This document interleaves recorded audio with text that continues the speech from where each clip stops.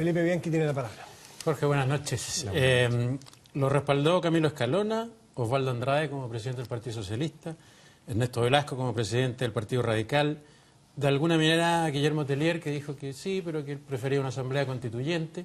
Pero además, en las últimas horas ha habido algunos que han subido la apuesta. Por ejemplo, en una entrevista hoy en el Mercurio, el exministro Pérez Lloma dijo que podría llegar a analizarse, si el Congreso se retrasaba mucho en tomar medidas, la idea de una reforma constitucional que le entregue a los partidos la posibilidad de, una vez al menos durante el periodo del Congreso, disolverlo para llamar a nuevas elecciones. Su planteamiento, que generó todas estas reacciones, ¿se basa en la certeza de que está irremediablemente dañada la legitimidad del actual Congreso? No, yo no creo que esté irremediablemente dañada, tanto que no hice una propuesta.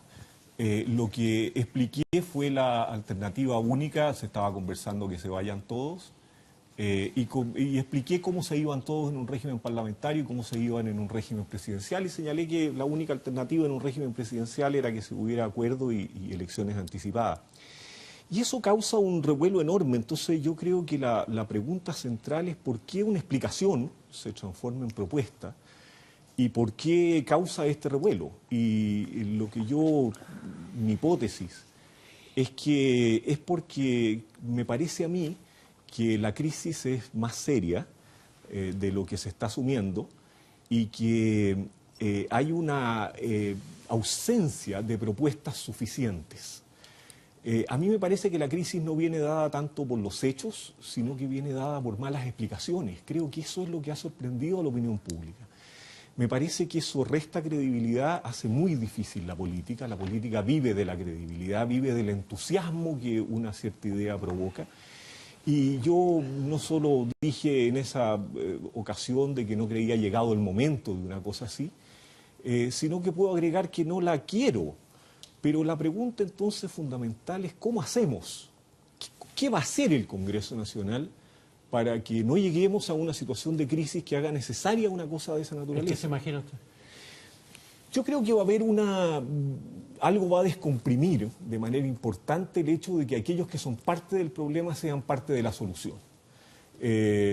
Yo creo que hemos estado paralizados innecesariamente, me parece a mí, por 70 días o algo así, producto de haber radicado toda la solución del problema en una comisión que evita que el Congreso Nacional hubiera podido a esta fecha ya tener avance en varias leyes que no requerían la complejidad de una comisión. Pero me parece que una comisión como única salida, que es lo que hasta el momento tenemos, es una respuesta insuficiente. Lo segundo, me parece a mí, que está creando el problema, y yo creo que es lo que crea en verdad el problema, es la insuficiencia y la falta de credibilidad de las explicaciones. Aquí hay dos como modelos posibles. Uno, imaginemos la situación de Nixon con el Watergate. Estaba el presidente de los Estados Unidos espiando a la oposición. En el minuto que el presidente confesaba que ello tenía que irse. En cambio, el asunto Clinton es un asunto en el cual el presidente se fue enredando por las malas explicaciones que dio. Era un asunto repudiable, digamos, pero no había, al parecer, abuso. Yo creo que estamos más bien en el modelo Clinton. Estamos en un problema que la gente reconocía, si la gente sabía que se estaba gastando más en las campañas, y era de presumirse que esas platas venían de el mundo privado. ¿De qué otra parte podían venir? Pero usted estaba en el Palacio de la Moneda como subsecretario, conoce la política no solo desde la academia o desde el Tribunal Constitucional, la conoce ahí el día a día. ¿Por qué entonces tenemos estos ministros dando estas explicaciones inverosímiles, levantando los hombros cuando les preguntan qué pasa con su propio actuar, no con el compañero de lista o de partido, con el propio? Y una presidenta no llama por teléfono cuando un subsecretario o un ministro dice algo de esa tamaña irresponsabilidad. ¿No llama para decirle, señor? No lo sé, Matías, yo ya no estoy en la moneda y no puedo darme esa explicación. Pero conoce... Pero no me parece, si lo decías tú al comienzo, si la explicación fuese esa, si eso es lo que ocurrió, y supongámoslo y creámosle al ministro del Interior, entonces resulta indispensable para recuperar la credibilidad, dar a conocer los estudios y explicar que esta era una empresa que prestaba ese tipo de servicios. Entonces la versión resulta plenamente creíble. Ahora, si lo que ocurrió fue que alguien fue financiado desde el mundo privado para dedicarse a la actividad política, suponiendo que eso hubiera ocurrido, no tengo idea de qué ocurrió, le creo al ministro del Interior, pero si eso fuera lo que ocurrió, la explicación tiene que ser esa. Mire, señor, yo me dediqué a la política y fui financiado por los dineros de la concertación. Yo gasté más en la campaña y fui financiado por el mundo privado. A mí me parece que esa explicación le quita una carga que hoy día está teniendo el problema producto de las malas explicaciones. A mi juicio, el diagnóstico del problema no es que esto se sepa, sino dos cosas. Uno, que esto no se reconozca. Yo creo que ese es el problema central. Y dos, que no se asuma. Que no se asuma, que no se diga a la opinión pública, mire, yo gasté más en la campaña o yo fui financiado. Y lo agrava al momento de que estos mismos ministros dicen que el problema que tenemos es de confianza. Entonces no calza lo que dicen con lo que hacen. Y eso, porque dicen, esto es de confianza, y no nos dicen la verdad. Yo creo que además instalado, Matías, la tesis, yo la llamaría tesis Jovino Novoa, ¿no? Esto de que yo estoy disponible para los tribunales, mientras no se pruebe un delito penal, y yo creo que eso es no reconocer el problema, porque el problema no es la existencia de delitos penales. Si un funcionario antes de la campaña fue financiado desde el mundo privado, eso no es delito. Facilitar una boleta, ya lo dijo el director del Servicio de Impuestos Internos, no es delito. O sea, el problema no es que estemos frente a un tribunal en un problema de delitos, estamos frente a la política en un problema de credibilidad. Está bien, pero es que está bien. Pero entonces refugiarse en la cosa judicial, como si ese fuese el problema. Jorge, lo que pasa... Porque claro, el modelo sirvió para la gemita bueno, ¿no? Ahí tú tenías que probar si era culpable o inocente. Pero aquí el problema no es de culpabilidad o inocencia penal. El problema es de... todavía. No lo es. Perdona. O sea, haber gastado más en elecciones... No sabemos todavía, porque tú te estás refiriendo a básicamente situaciones que puedan haber con la prestación de la boleta. Pero yo no sé si es que, y eso me imagino que los fiscales lo investigarán, llegaron a eso en el caso de Wagner, a tratar de formalizarlo por cohecho, porque no solamente había plata, sino que había una petición de que se hiciera algo mientras él estaba en el gobierno. No tenemos idea hasta ahora si es que hay una contraprestación por parte de los parlamentarios que recibieron boletas de Soquimich o recibieron boletas de Penta o de las otras empresas, y que eso se tradujo en la forma en que votaron. No sé si alguien ha cruzado todavía las formas de votaciones con las boletas de cuales dependían. Por lo tanto, no me atrevería yo a decir todavía que no hay posibilidad penal. Yo creo, Fernando, que tienes toda la razón, y yo creo que el problema crece porque existe la sospecha de que esas platas no fueron gratuitas.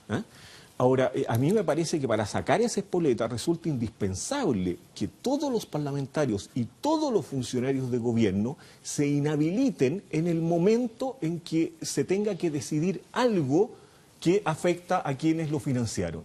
Y en ese minuto tendrán que decir, mire, me inhabilito porque este señor me financió.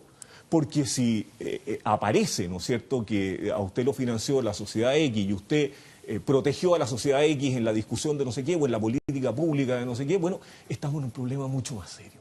Jorge, y ese puede tener una arista penal. Ahora, el cohecho requiere un conjunto de requisitos que probablemente no se van a encontrar fácilmente, sí, pero la posibilidad del conflicto de interés sí que puede estar presente. Y eso creo que agravaría notablemente el problema. Entonces tiene que haber aquí una inhabilidad diciendo, mira, a mí me financió X, yo no voy a votar. Ya, ahora eso no se ha hecho y tampoco ha habido respuestas, según usted mismo dice, en términos claros. ¿Eso debiera llevar a un inmediato, ojalá lo más rápido posible, cambio de gabinete con la salida de los ministros políticos, o no considera que eso sea necesario? Es uno de los grandes deportes nacionales pedir cambio de gabinete, pero yo... Es que una de las soluciones tradicionales hasta aquí en la política chilena. Claro, yo creo que los cambios de gabinete sí requieren una impronta, requieren una nueva idea y requieren una coherencia entonces de los equipos. Y solo los presidentes de la República saben cuándo... Entonces no es solo un problema de que sea privilegio del presidente de la República, sino que el presidente de la República tiene que imaginar un nuevo camino y buscar la gente para hacer ese camino. ¿Pero debiera hacerlo la presidenta? Es que esa claridad de cuándo la presidenta va a tener una claridad de que tiene que seguir un nuevo camino es un problema de ella, y ella tiene la representación popular para hacerlo. Pero eso es lo más parecido a las monarquías antiguas. Solamente el mandatario imagina cuándo. El mandatario tiene la potestad de hacerlo. Y tiene que tener que tener un oído puesto en lo que está pasando, etcétera. Pero es como la monarquía antigua, entonces solo el rey escucha a Dios para el pueblo, no se metan entre medio. El pueblo puede tener muchos gritos. No solo tú decías, solo los presidentes pueden imaginar. El presidente puede escuchar y imaginar, porque todos están imaginando, de capitán a paje, de que esta cuestión requiere rápidamente una acción, que no será la terminante, no va a mejorar todo un cambio de gabinete. Pero ¿cuándo pasa a ser tosudez? ¿Cuándo pasa a ser que no me marquen la cancha? ¿Cuándo pasa a ser en que no me pauteen? Solo digo que requiere una nueva concepción, y eso tiene que cuajar con mucha claridad en la cabeza de quien tiene el mandato popular. Yo soy un demócrata que cree en la representación popular fervientemente, y por eso me preocupa tanto esto, porque creo que el lugar donde tienen que discutirse las leyes, por ejemplo, sin perjuicio, estaban hablando en delante con Gabriel Boric, sin perjuicio de las manifestaciones públicas, sin perjuicio de la participación de la ciudadanía, etcétera, etcétera, es en el Congreso Nacional y es en la Presidencia de la República. Yo creo en la democracia representativa.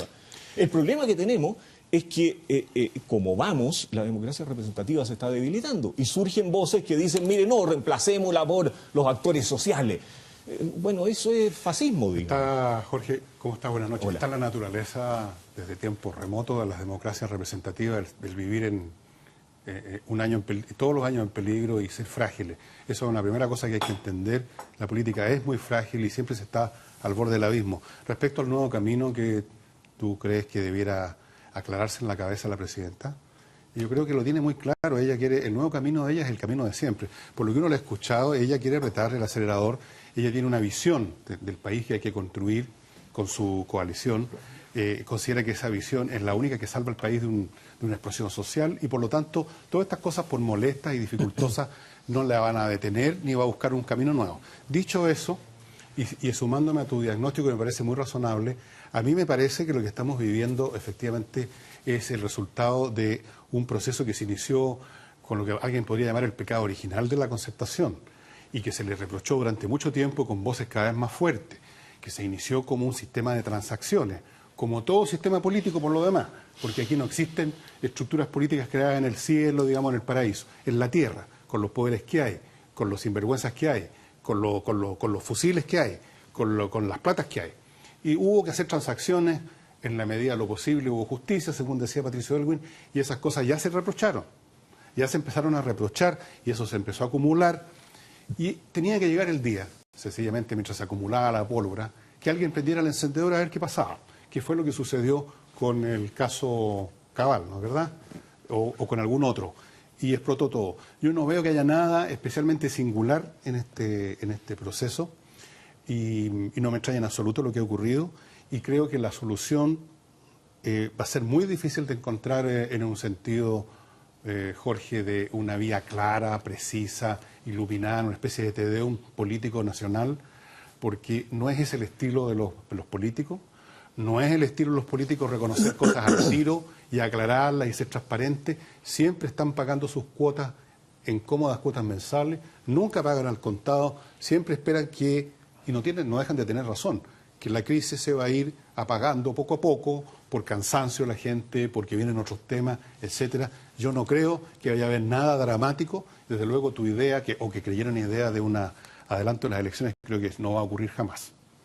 Sería, si alguien lo plantea en el Congreso, sería como decirle háganse el harakiri. Porque ¿quién votaría de nuevo por todos estos caballeros, o esta señora? ¿Y quiénes pondrían los partidos ahí como candidatos? ¿Qué clase de situación sería esa? Es inimaginable, creo yo, Jorge. Yo creo que es imaginable porque la magnitud del problema a mí me parece más serio del conjunto de aquello en los cuales habitualmente los políticos esperaban el chaparrón o el acusado esperaba el chaparrón relativamente protegido. ¿Qué es lo que están haciendo? Es lo que están haciendo. El problema de eso es que con eso no se recupera la credibilidad. No, por supuesto que no. Y ahí entonces tienes un problema para la democracia. Para mí hay un problema de responsabilidad, porque uno, o sea, yo lo decía al principio, uno cuando es no sé, funcionario de Chilevisión, o cuando uno trabaja en pintura soquina, o de lo mismo uno tiene un problema, puede, o cualquier, no sé, una sanguchería, puede debajo de la mesa esperar el chaparrón, pero cuando uno está dirigiendo un país, ese chaparrón les toca a todos. Por eso yo decía, las externalidades negativas de un error de un equipo político es muy distinto el error que podemos tener nosotros 4 aquí. Pero mira, sí, entonces ahí donde hay un sentido, donde uno trata de pellizcarlo y decirle, oye, por favor, yo creo que aquí la cuestión es que hay que removerla. ¿Y cómo se remueve? ¿Se les invita para acá? Mira, perdón, alguien puede decir, no vienen para acá porque tenían una reunión en un hotel, toda la concentración. Se les está invitando desde el año pasado, Jorge. Para acá hay muchas partes y no hay caso que vengan a conversar, a enfrentar, antes de que estallaran los problemas. Entonces, aguantar el chaparrón me parece medianamente irresponsable de un equipo político. ¿Tú querías agregar algo? No, está bien. Es muy difícil aguantar el chaparrón porque cuando tú eres un líder político lo que necesitas es hablar de tu política, es convencer de tu política y luego salir a pedir votos. Y esa cuestión no la puedes hacer si el periodista vuelve una y otra vez y señor, aclare lo que... Tienes que terminar por aclararlo. Entonces, Fernando, yo creo que es posible que tú tengas razón, digamos, y que nada de eso vaya a ocurrir. Pero me parece a mí que si nada de eso ocurre, vamos a estar en una crisis mayor. No, pero estoy de acuerdo contigo. Lo que pasa, yo quisiera escuchar los comentarios que va a hacer Fernando. Yo básicamente lo que quiero decir es que aquí hay, a mi modo de ver, dos cosas que me criticaron algunos amigos del gobierno, porque yo había dicho que estábamos en la hora de las explicaciones patéticas, y que la verdad es que yo encuentro que ese es un problema serio, porque el diagnóstico se ha hecho tan mal que se ha establecido como estrategia el tratar de minimizar lo que está pasando, y por lo tanto todo lo que nosotros estamos oyendo, sabiendo, en escala, cada vez, es prácticamente un cuento que nos hemos formado. Fíjate tú que estamos en estos momentos en una situación bastante increíble. Ponce Lerú, hoy día en el diario La Tercera, carga total y absolutamente con toda la responsabilidad de las platas públicas de Soquimich a una sola persona, que es Patricio Contese, que fue echado. Y el ministro del Interior, Majorrat, más todas las otras personas que están hablando, cargan total y absolutamente con todo lo que se hizo a este señor Martelli. El señor Martelli y el señor Patricio Contese van a ir a declarar frente a los fiscales. Los tipos les van a poner las cosas arriba de la mesa y le van a pedir que los expliquen. Ellos van a ver los informes, van a ver las asesorías que se hicieron. Las personas están con riesgo penal. Estoy hablando de las personas que hicieron el delito tributario de usar eventualmente... SQM, pero ojo, que también se puede haber hecho por el otro lado. Pero da lo mismo. Okay. Bueno, pero estas personas, ¿qué van a contestar? Sí, efectivamente... Yo tuve un talento visionario, va a decir Martelli, un talento visionario, extraordinario, espectacular, genial, de conseguir informes de, qué sé yo, una cantidad enorme de personas que ustedes van a ir conociendo por goteo, y que fíjate tú que increíblemente todos terminaron teniendo puestos altísimos en el gobierno. Mira qué talento tengo, porque eso es para descubrir un ojo genial en la cantidad de asesores que tenía antes de que llegara al gobierno. ¿O qué va a decir Contese? Va a decir, oye, sí, efectivamente yo, gerente general, decidía por mí y ante mí, sin que nunca supiera el controlador general de Soquimich a quiénes le daba plata, si es que las personas no favorecían o no favorecían. Entonces, como las estrategias utilizadas han sido la de minimizar este asunto, todo el peso recae en lo que tú estás diciendo que es lo más peligroso, que es el que tú te enteres básicamente porque las personas que no quieren cargar con esto empiezan a filtrar. Y dicen, perdónenme, pero las cosas no son así. Y como la política... El político profesional tiene un contrato de confianza con su votante, ese contrato de confianza no tiene que esperar probablemente 4 años para que se caiga, si es que yo pierdo la confianza. Lo que pasa es que no hay una elección que permita que yo lo remueva, pero si es que el ciudadano actúa como si esa persona fuera hostil a los intereses tuyos o que te traicionó la confianza, esa persona se comporta como lo que no quiere es que se comporte un ciudadano en democracia. No participando, no cumpliendo necesariamente las reglas, no participando de la próxima votación apáticamente, y eso es lo que no se quiere. Entonces, raya para la suma, tú estás proponiendo una situación que además está fuera del marco constitucional actual. Necesita crearse una reforma constitucional o una ley orgánica constitucional para hacer lo que tú estás diciendo. Y tú estás proponiendo eso y un montón de gente se levanta, incluso Camilo Escalona, que dijo que la Asamblea Constituyente era opio, y la Asamblea Constituyente desde el punto de vista práctico es tan fuera de la Constitución como esta llamada a convertir el país, como tu idea de ley, para convertir el país en un sistema semipresidencial con elecciones anticipadas. Entonces, ¿cómo se entiende la locura? Fernando, yo insisto en no haberlo propuesto, pero en fin, da lo mismo lo que yo sugiera. La asume idea prende con una fuerza notable. Y yo lo expliqué. Y requiere efectivamente una reforma constitucional, un artículo al menos transitorio de la Constitución. Pero yo creo que la salida no es esa, afortunadamente todavía, y tengo la esperanza de que puedan haber otra salida. Fernando dice, mire, ¿cómo se le ocurre que la gente se va a hacer harakiri? Yo creo que el harakiri puede salir más barato, Fernando, y los harakiris no necesariamente son harakiris. Imaginemos que la comisión, por ejemplo, conjuntamente con hacer sus propuestas, hace una explicación de cómo se financiaban las campañas. Y la política asume de que esa fue la manera en que se financiaban las campañas. Y esa era la manera en que se financiaban las personas que varios meses antes, no 30 días antes de la elección, como dice la ley, se dedicaban a la actividad política. Suponte que haya un reconocimiento de esa naturaleza. ¿Tú crees que eso va a sorprender a la opinión pública? ¿Tú crees que eso va a romper con el sistema democrático? Yo creo que la gente sabe perfectamente si no son, Jorge, son pero burros. hay un matiz en eso que lo tocaste en algún momento y yo creo que tiene mucha gente molesta y me incluyo. Se lo escuchamos hace algunas semanas en la pelea por ser presidente de Sofofa, Andrés Navarro, y decía que antes había prácticas que la sociedad validaba y ahora no, que de alguna manera eso. Que a mí me parece no solo inaceptable, sino que parece agresivo, porque yo no sé cuándo la sociedad chilena ha validado el fraude al fisco. Yo no sé cuándo la sociedad chilena ha validado el fraude a la ley electoral. Lo que ha pasado es que lo hemos conocido. Lo que ha pasado es que a los que antes no se había pillado, lo hemos pillado, pero Felipe, antes se validaba algo que ahora no. No la ha validado, pero no causaba escándalo. Eso es. ¿A quiénes no le causaba No, escándalo? a nadie. Felipe, ¿Usted este cree que país, digamos, se tapizaba perdón, de Jorge. letreros 90 días antes de una elección. Mira, este es un libro de... ¿Pero usted cree que la gente pensaba que eso estaba perfectamente Pero no bien? hacíamos nada, que es lo mismo que validar. Pero nosotros no somos la gente. Chile Pero también, transparente. o sea, nosotros que tenemos micrófono para haberlo dicho, no dijimos nada. No, pero nosotros, ¿por qué nosotros? ¿Quiénes somos nosotros? Pero no, además, perdóname, lo dijimos Todos cada vez. Todas La las gente elecciones sabía dijimos que había que gastar más plata en las elecciones de las que ¿Tú se crees que la financiaban. gente creía que se hacía fraude al fisco?